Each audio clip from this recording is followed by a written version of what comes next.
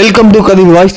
தளபதி விஜயோட கடைசி படமான ஜனநாயக படத்தோட செகண்ட் சீல் கேட்ட பார்த்தேன், வெறுத்தனமாக இருந்துச்சு. உண்மையிலே இந்த சாங் பார்த்தீங்கன்னா திரும்ப திரும்ப கேட்கணும் போல இருக்குது.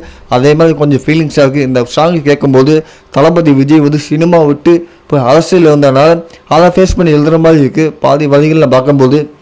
ஏன்னா நீ தூணா நின்னா ஒரு இனமே வாழும், நீ தூரம் போனால் எங்கள் உயிரே போகும். இந்த வார்த்தையை கேட்கும்போது கொஞ்சம் கஷ்டமாக இருந்துச்சு. ஏன் அந்தளவுக்கு எல்லாருடைய மக்கள் மனசில் இடம் பிடிச்சிட்டாரு. குட்டீஸ்லேருந்து பெரிய வரைக்கும் தளபதி விஜய் தான் இன்றைக்கி நம்பர் 1 சினிமாவில். அதேமாதிரி அரசியலையும் சரி, எல்லாமே குட்டீஸ்லேருந்து பெரிய வரைக்கும் மக்கள் மனசில் இடம் பிடிச்சி இன்றைக்கி அரசியலே வாழ வைக்க தயாராகிட்டாங்க. நாளைக்கு முதல்வராக ஏற்றுக்க ரெடி ஆகிட்டாங்க. எப்படா தேர்தல் வரும், எப்படா ஓட்டு போட்டு ஜெயிக்கணுங்கிற மக்கள் ஆர்வத்தோடு இருக்காங்க. அந்தளவுக்கு தளபதி விஜய் இன்றைக்கி நிறைய பேர் மக்கள் மனசை சம்பாதிச்சிட்டார். ஸோ தளபதி இன்னை வரை ஒரு நாளைய தீர்ப்புலேருந்து ஜனநாயகம் வரைக்கும் அவர் நடத்தி கிட்டத்தட்ட 33 வருஷம் தாண்டிட்டார். கடைசி படத்தை 27ஆம் தேதி ஆடியன்ஸ் மலேசியாவில் நடக்கும்போது தளபதியோட முடிவு என்ன, அவர் ஸ்பீச் என்னவா இருக்கு, அவர் முடிவு எப்படி இருக்குன்னு தெரியல.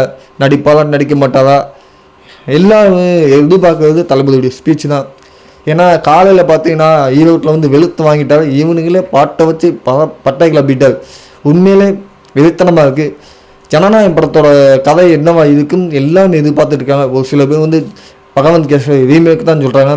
ஆனால் ஒரு சீன்காண்டி 4 கோடி ரூபாய் கொடுத்துருக்காங்க, நம்ப முடியல. அதாவது குட்டச் பேட்டஸ் அப்படிங்கிற ஒரு சீன்காண்டி 4 கோடி ரூபாய் கொடுத்து வாங்கியிருக்காங்க அப்படின்னு சொல்கிறாங்க.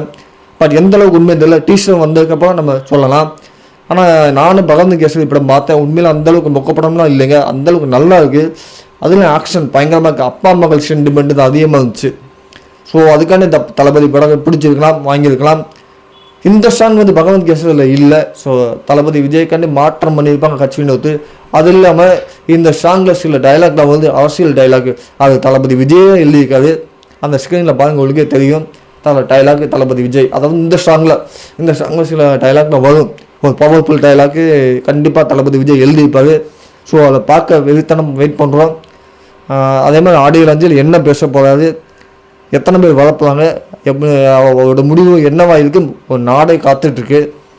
தமிழ்நாடு மட்டும் கேரளாவிலே அதிகமாக ஃபேன்ஸு கேரளாவில் தான் எதிர்பார்க்க.